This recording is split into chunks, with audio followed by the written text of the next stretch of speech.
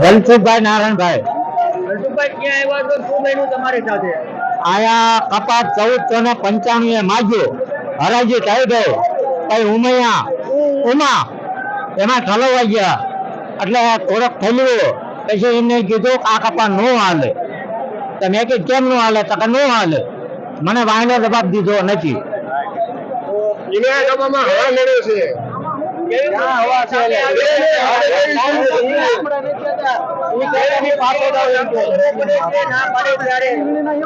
ભાઈ આ જે ના પાડી તો જે યાદના નિયમ પ્રમાણે કે ભાઈ ઠલવવાનું કહે છે, આ લોકો ઠલવતા નથી અને પાછા મોકલે.